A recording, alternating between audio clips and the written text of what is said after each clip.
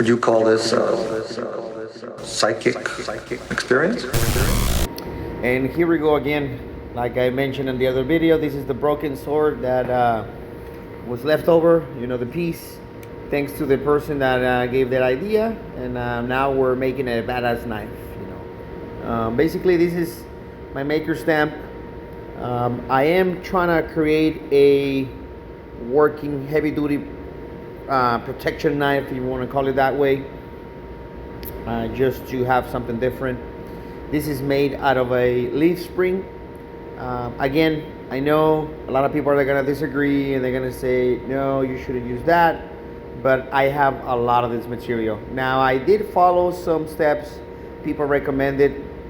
3 normalizing cycles, at least a quench. There's a lot of debates between water and oil. But here you can see this is actually going to be the guard. It's actually a stainless piece. And I'm actually working already on the handles. But again, the idea, like I said, is to make something different, something unique and heavy duty, as well as very much dangerous and indestructible in some sense. Now, like I said, the design that I got, I already have the wood gluing to these white vinyl details that is going to have between the handle.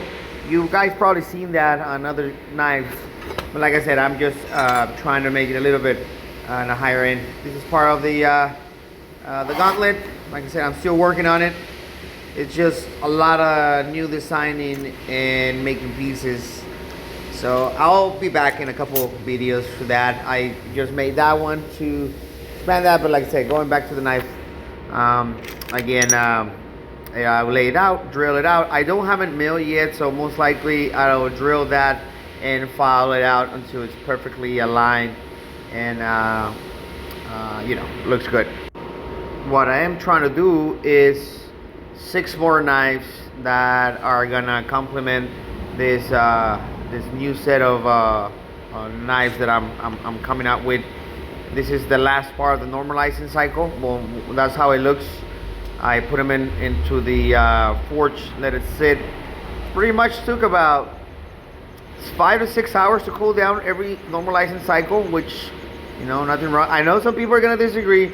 I know some people are gonna say you're wasting more money, you're wasting propane, you're wasting this, but I'm not, because whatever I'm saving in steel and the experiment of working on it, it just pays off even better. That's my ambo with the stand I recently made. Now this is the last normalizing cycle that I am doing. Again, like I said, 4 to 5 hours cool down each. I mean, I couldn't make it better than that. Unless it's more required, then let me know in the comments. But again, like I said, the plan is to make 6 huge, badass working knives. Put them in my store, just have them available for whoever wants to own one of my items, which will have the full lifetime warranty. This is another little knife I cut, again, out of a leaf spring. And like I said, I'm just cleaning out the ends. I'm gonna start getting ready to lay it out and start shaping it. Again, it's all gonna be with that exotic hardwood they brought me from Mexico, which is gonna be another. This is just all more material. Most likely, I will blacksmith that to extend it. And as soon as I'm done with that, I'm gonna put some vinegar to get the scale out. And just to keep showing you guys, like I said, this is the last normalizing cycle. Some of them got 4 or 5, but you can see how straight it is, and I can tell it worked, because normally wherever you're receiving the heat, it will bend that way. After flipping it around and doing, like I said, several normalizing cycles, it kept its straight. I'm gonna fill that up with weld. It kept its straight shape and form. This is gonna, it doesn't guarantee it's not gonna boil a little bit when I quench it again and work on it, but at least it will minimize the amount of work for me to do.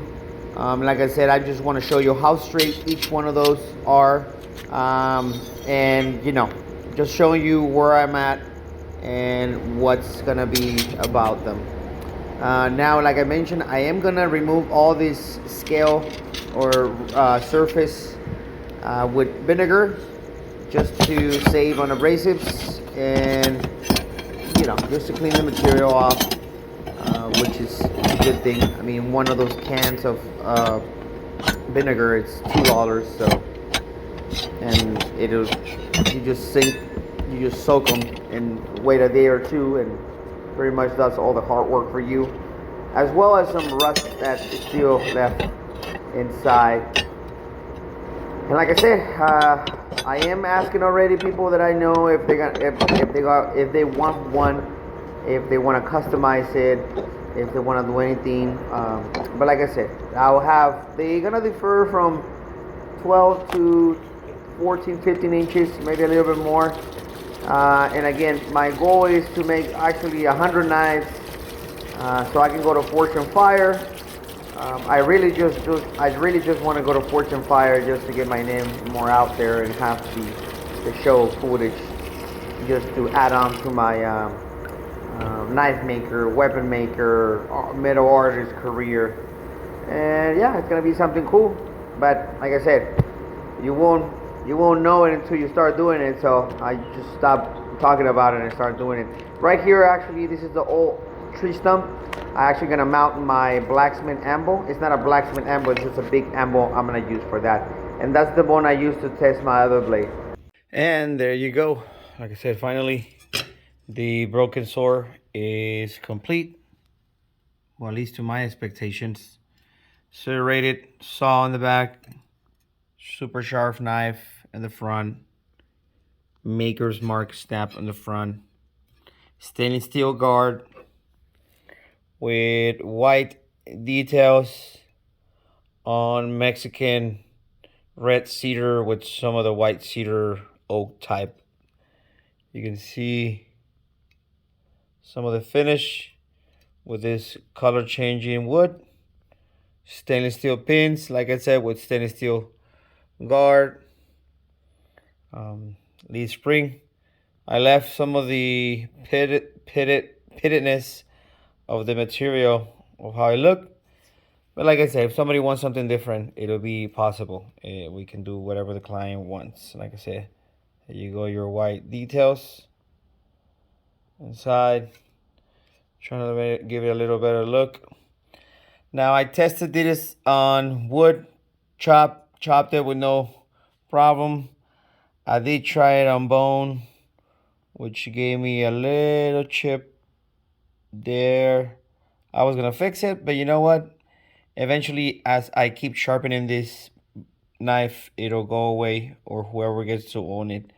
There is gonna be a price, what do you call that? Adjustment just because of that. But like I said, I did broke bone all around and chopped wood and cut it with the serrated side. Most of them, they're not really pointy, but trust me, they're super sharp and they being quench and temper.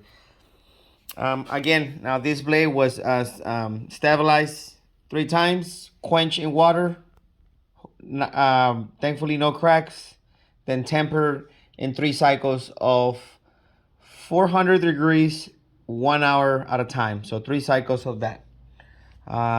Again, I am gonna make a set of 6 more. You can see I already started, like I showed you earlier in the videos. You know, these are straight. I'm actually doing the layout right now. I already applied the blue, Daikin blue. And this one actually been started. Remove almost the heavy grind already. I'm gonna lay out the serrated piece in the back. The idea is for this to be survival working fighting knife. You know, this is if you're gonna go out to the woods, you get attacked by an animal. You know, at least you take the best.